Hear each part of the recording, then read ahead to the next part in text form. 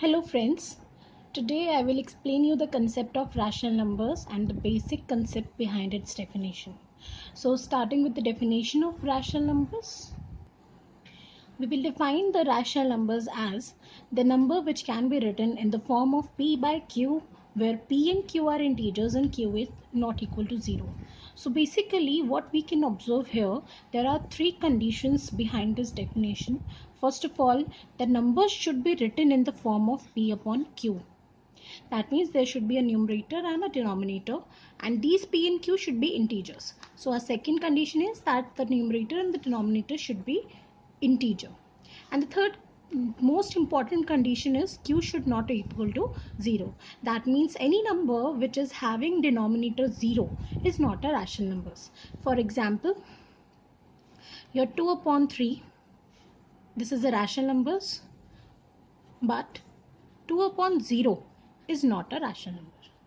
So we have all the numbers which can be written in the p by q form are rational numbers, and if q is equal to 0, then it is not a rational number. So what about 2, 3, 0? Are they rational numbers? Yes, they are rational numbers because all these can be written in with the denominator 1. So the here most important, the question many a times for 1 mark comes for why 0 is a rational number. So 0 is a rational number because 0 can be written as 0 upon 1. Our condition is that q should not be equal to 0, but here our p is equal to 0, not q. So we can say that 0 is also a rational number. Now let's talk about integers, whole numbers and natural numbers. So if suppose I say I take a bag, this is a box or a bag which has integers, which has natural numbers in it. So we have natural numbers in this box, like we know 1, 2, 3 and so on are our natural numbers. If I put this bag of natural numbers inside another bag which contains a 0, suppose this is another big box which contains a 0, so this becomes whole number. That means all natural numbers are whole numbers, but all whole numbers are not natural numbers. Why? Because 0 is not a natural number. Again, if I put this whole box of whole numbers inside another bag which has negative numbers also in this, like -1, -2, -3 and so on.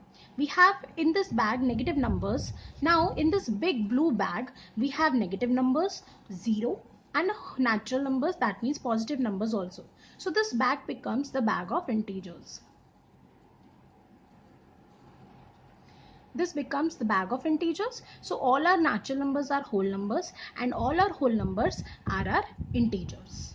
Now comes the rational numbers. So here comes the concept of rational numbers.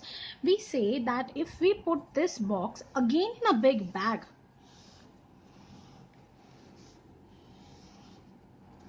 which has the fractional form of numbers also, like 2 upon 3, 1 upon 5. So all the numbers which are of the form p by q, of course q not equal to 0. So this becomes the bag of rational numbers.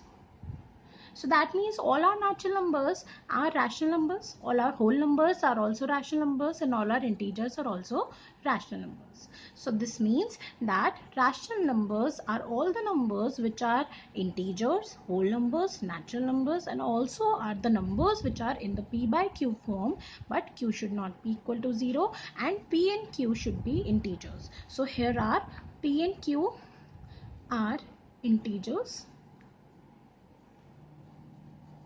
and q is not equal to 0. So all the rational numbers are of the form p by q, where p, q are integers and q is not equal to. So now let us check out for decimal numbers.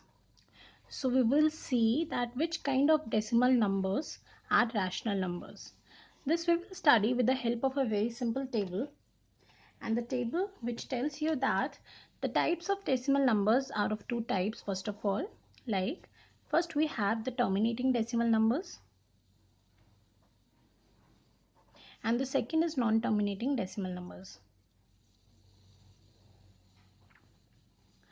What do you mean by terminating and non-terminating now? Terminating means that ends. That means the decimal numbers which end at certain point. Like, for example, if we say 2 upon 10, this you know that it is 0.2. It ends here after first decimal place. So it is a terminating decimal number. Again, if we see another example of 26 upon 5, yeah, or if we take 267 upon 5, this will, if you divide it by 5, you will get a decimal number. You will get it as 53.4. So here we have 53.4. Again, it is terminating at first place of decimal only. So these type of decimal numbers which end at certain point, it might be third decimal place, fourth decimal place, or might be 15 decimal place, but it is getting an end after certain decimal places. So these are called the terminating decimal numbers. Now, non-terminating decimal numbers are the numbers which never ends. Like if we divide 10 by 3, you know that we will get it as 3.3 and so on. It never ends.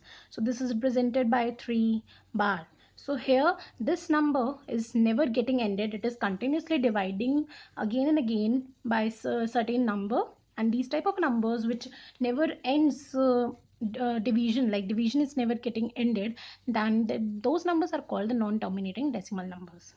So non-terminating decimal numbers are again divided into two types. First is recurring and the second is non-recurring.